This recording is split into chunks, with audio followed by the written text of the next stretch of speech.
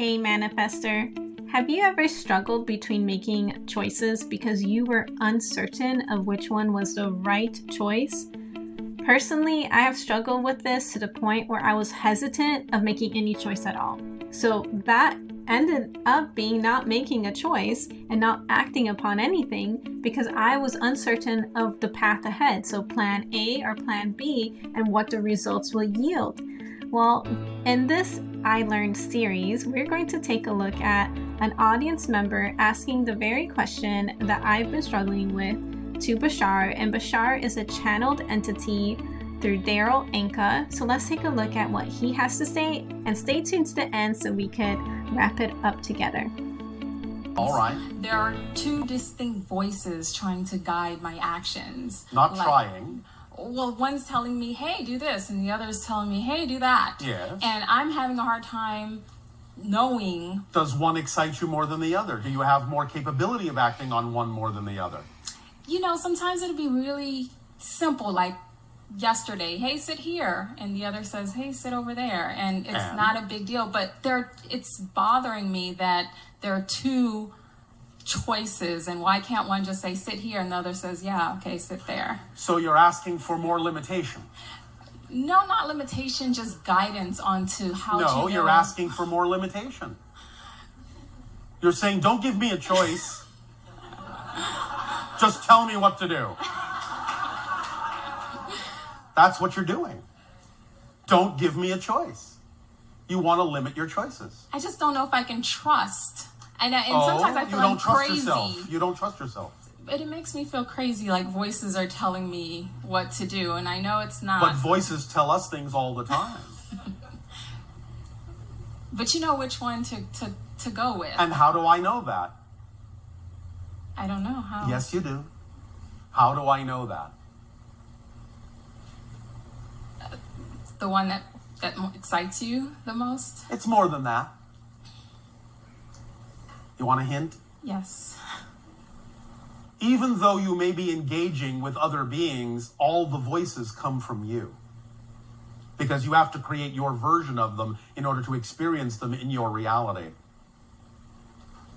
So the reason I know that I can choose what I prefer is because I know that the choices are coming from me. And then I just decide what I prefer. What if the choice you chose wasn't good, and then you say, always I wish I would good. have done It's that always good. Watch your definitions. That's what's confusing you. You're labeling these ideas in negative ways, and that's causing the confusion. They're always good. Why would they be other? Well, after you chose it, you say, oh, I wish I would have chosen the other one. I never say that. Sometimes I do. I know, and that's your problem. What you need to say is, thank you for revealing to me that this choice was not my preference. Now I know what my preference is. And so now I will choose the other. You must understand that sometimes people on your planet have an easier time defining what is their preference by first defining more clearly what is not their preference. Therefore, it still works to your advantage because now you've eliminated something that you know has nothing to do with you. And that has taken you further. And that, therefore, made it a good choice. It's similar to the idea of many of your scientific investigations. They may go down this path and that path and this path and that path, always coming to a dead end based on what they are searching for. But they always celebrate that because now they know they have discovered something that based on what they're searching for does not work. And they can share that information with others. Hey, don't waste your time going down that path. It doesn't work. Oh, thank you very much. You've saved me a lot of valuable time. Now you've been of service by discovering something that may not work and sharing that information. Of course, other people may have other things that they get out of it, but nevertheless, it's never a bad choice unless you label it as such. And when you label it as such, it will always be experienced as a bad choice. You understand? Yes. My takeaway from watching Bashar answer this question is that nothing is a mistake unless you label it as a mistake. And I struggle with this because looking at my past, I'm like, well, if I would have done this, it would have been better.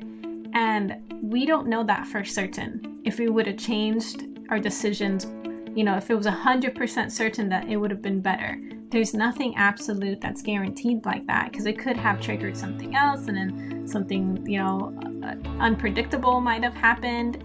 And I need to relabel my past decisions onto something as I'm just clarifying what I do and do not prefer. So it is, the key to remember is that we're continually choosing to identify the preferences of what we like and what we don't like. How will we know that we don't like it unless we experience it? But he did mention something about getting guidance. So if either you're giving the guidance, say, hey, don't do that because I tried it and it doesn't work, or you're receiving it from someone else and they provide you a service.